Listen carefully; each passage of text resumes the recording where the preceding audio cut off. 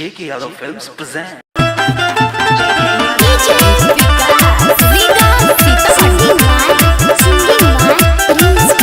छोड़ी शादी होई छो तोरा से टगे पीला को चढ़ाबै के बन गेलौ बेटा के सुनै छियो छोड़ी शादी होई छो तोरा से टगे पीला को चढ़ाबै के बन गेलौ बेटा के करे के तोरा से रहलै नहीं अब प्यार के कोनो बात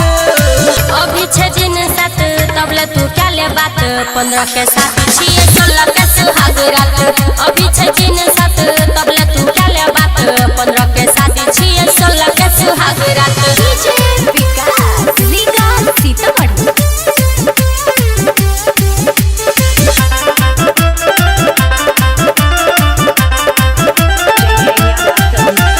बेबा के नाम से तू हो भी बादा ना मांगे जदी हमर दिल तोरा दे पिसा दे लगे बेबा के नाम से तू हो भी बादा ना मांगे जदी हमर दिल तोरा दे पिसा दे लगे याद करबौ रे फोन पर बात करबौ ससुरो से आई के नहिरा में मुलाकात करबौ दोसरा नाम के हो दिल गई भी पर बड़ा भी करे अभी 6 दिन साथ तबले तू क्या ले बात 15 के साथ छिए 16 के सुहाग रात अभी 6 दिन साथ तबले तू क्या ले बात 15 के साथ छिए 16 के सुहाग रात डीजे विकास लीगल सीतामढ़ी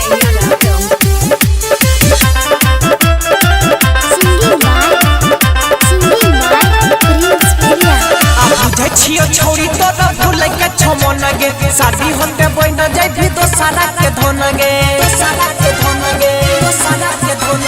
बुझे छियो छोड़ी तोरा भूल के छमन गे शादी होते बन जाई भी दोसरा के धन गे खयाल तू राख सुमन के चिना ता नहीं कर पड़ी है ने प्रिंसवा जैसे केला कोई धीरज राइटर साई के संग में लागल रह भी लगई रे भिया अभी 6 दिन साथ तबले तू क्या ले बात 15 के साथ छिए 16 के सुहाग रात अभी 6 दिन साथ तबले तू क्या ले बात 15 के साथ छिए 16 के सुहाग रात JK Yadav Films